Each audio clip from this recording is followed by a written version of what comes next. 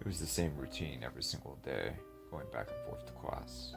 Just a nice little walk on a paved back trail through some sparse woods. The trail stretched from the football stadium, under a small overpass through some sparse woods, across a small road, and later onto a main road. The half-mile of paved trail had jokingly become known as Rape Trail, due to the sketchiness of the woods, despite being fully lit with streetlights and the university placing panic emergency stations all along the trail, which you could press a button and the proper authorities would be notified in case of an emergency. Despite all of that, the place resembled something of a horror film. You know, the typical cliche of a brooding stalker grabbing a helpless damsel routine that you've seen in every single slasher film since the 70s. A typical place that looks like some creepy paranormal shit could go down at any second. That sort of place. Meh. I chalked it up to a bunch of hoopla, hullabaloo. Nothing more but sensationalism mixed with urban legend. Still, if you were to go onto the trail late at nights,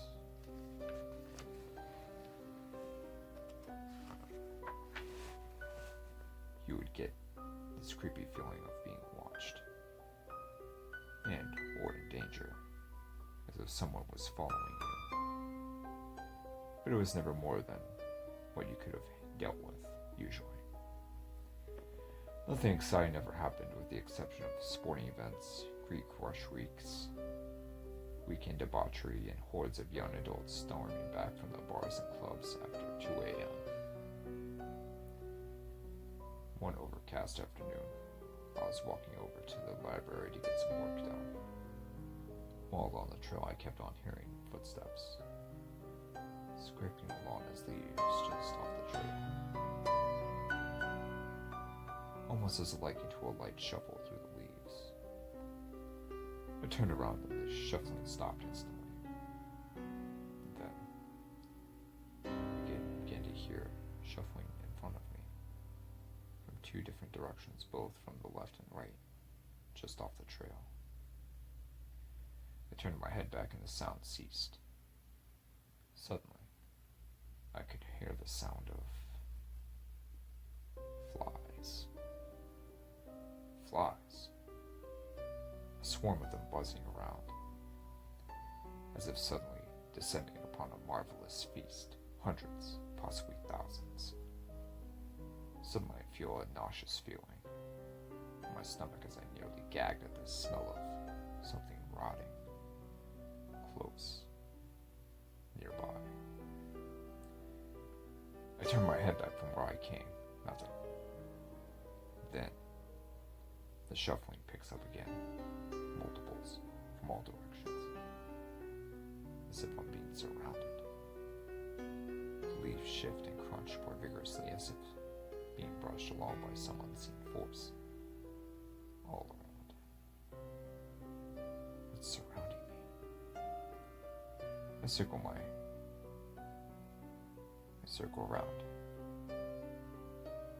my heart beating a little heavier, my breathing moving a little deeper, my mind reacting a little quicker, a little faster. I turn back around to walk a little faster. I take several steps, quickening my pace. Suddenly, I bump into something as the smell of rotting flesh re-enters my senses. I get the sudden urge not to look up, but I couldn't resist. I nearly gagged again, and fell on my ass, at the sight of a rotting corpse hanging at the end of a noose. I want to scream, but I can't. I can't breathe. I suddenly notice a constricting feeling around my neck. A tree vine is wrapped around my throat. Slowly being hoisted up by the throat on the vine. One of the tree branches moves like a human arm, reeling me up the vine. as that of a rope. I instinctively grabbed the vine with both hands in an effort to create some slack to ease the tension on my throat, with little success. Then, I catch a glimpse of the corpse's face. Its devious grin has been seen stressed across its face, staring at me as I gasp for life.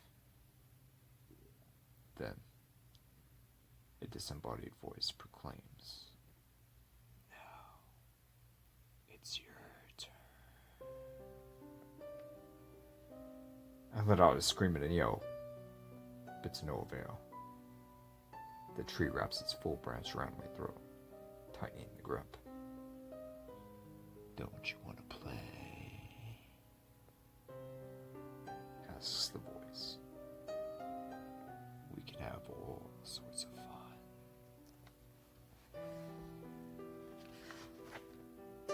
"Fuck off," I thundered. "Let go of me now." "Farewell. But know this. You owe us a playdate, sweet pea." I feel the bursting sensation down my back, a burning one, fiery hot. Scratched, I cringe. "And next time, you will be more respectful." I drop to the ground. I shake my head. Blank. Total calm. Nothing.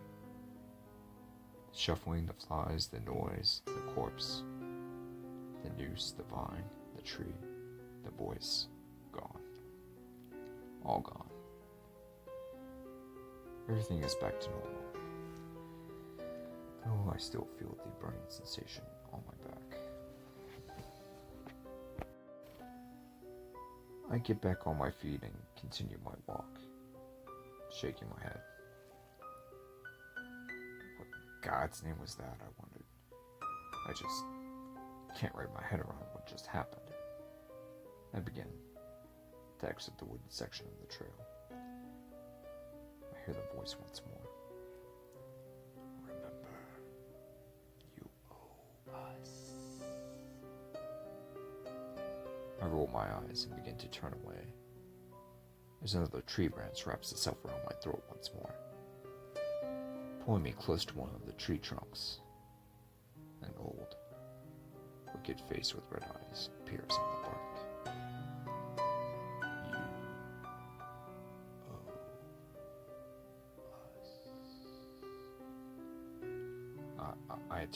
I attempt to turn away, closing my eyes. The grip intensifies while I simultaneously feel another lash along my back. I cringe deeply again, all the while popping my eyes wide open, staring into the ancient being's face. "Look at me when I'm speaking to you." I stare silently, dumbfounded. "You owe us, but most importantly, you owe me." "I owe you what?" I whispered. The face grinned playfully. "Your blood." The grip released and I was free once more. The face had disappeared and the woods were tranquil once more. I felt droplets on my shoulder from above. Ugh, rain, just what I needed right now.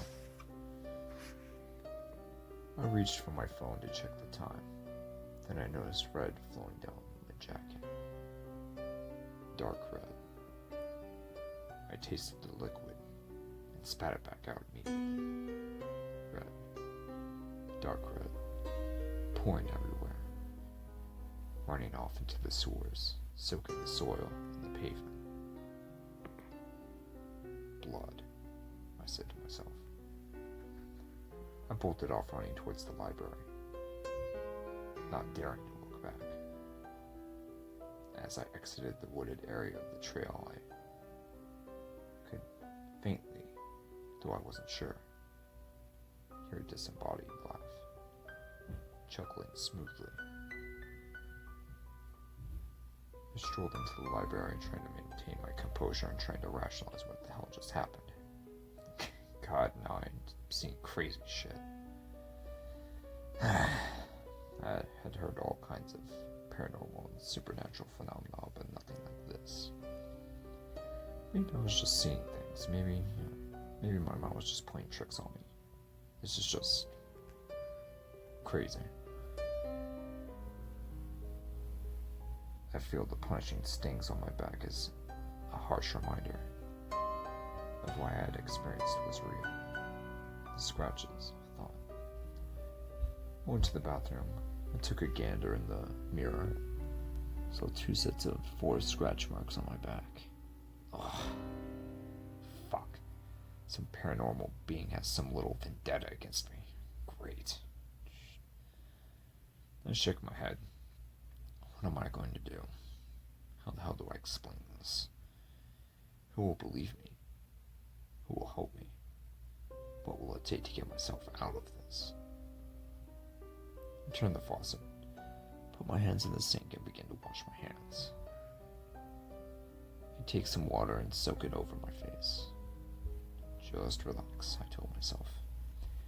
This is all a big mistake. Everything is going to work out. Just breathe, relax. I take my hands away from my face to see red eyes staring back at me. I look down to see the sink overflowing with blood. My hands and face soaked in it. I scream. What the fuck do you want? Why are you doing this? What have I ever done to anyone? Who are you? Go away. I rush out of the bathroom and manically, sweating, trying to escape. Catch myself. Everyone is staring at me. I sigh and take a deep breath. A security guard comes up to me and asks if I'm alright. I say yes. He talks to me.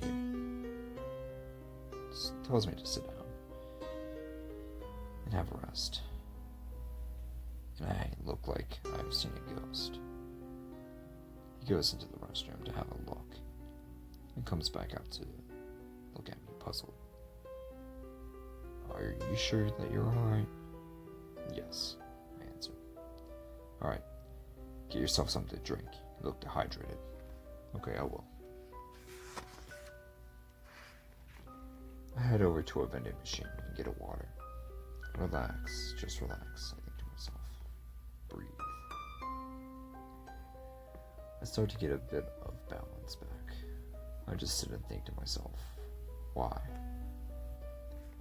Why is this happening? What is going on? Who is this? Why is he coming after me? I shake my head. I take a few breaths, stand up, and head over to a computer, shaking my head. Well, the whole reason I came over here was to get some work done, so I might as well do it while I still have the time. As I take a seat at a computer, 2 people sitting next to me abruptly leave. Ugh, great, now I'm the village idiot. I shake my head again. I open up in a Word document and begin typing. As I continue typing, I notice a picture on the wall in front of me.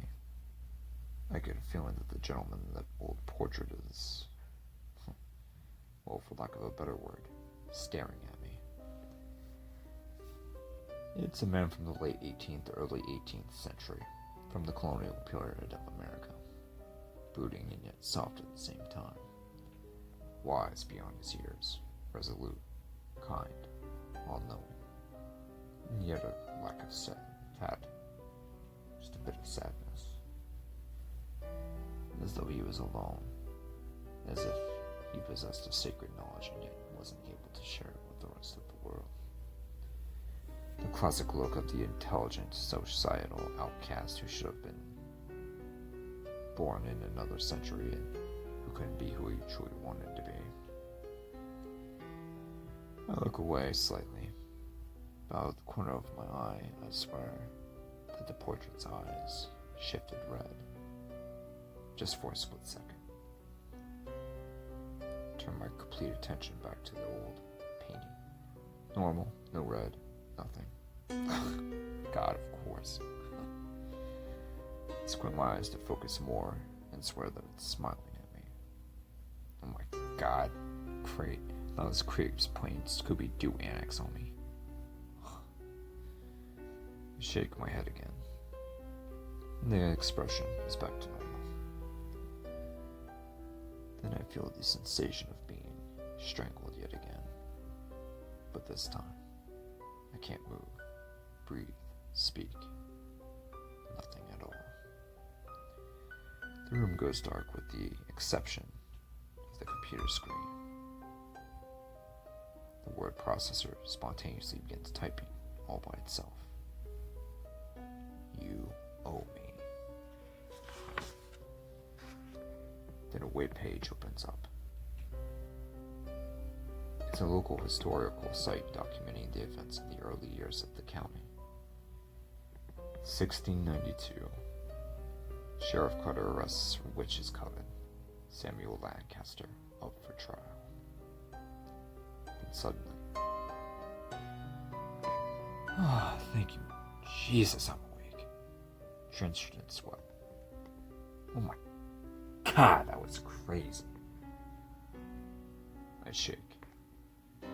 I go up to the bathroom, take care of some business, shake my head, wash my face, and go back to my bed. I breathe deeply in relief. Then, I hear a creak in my closet. I raise my head, and to my horror, the old red eyes, accompanied with a glowing set of teeth, are staring at me. A deep, wicked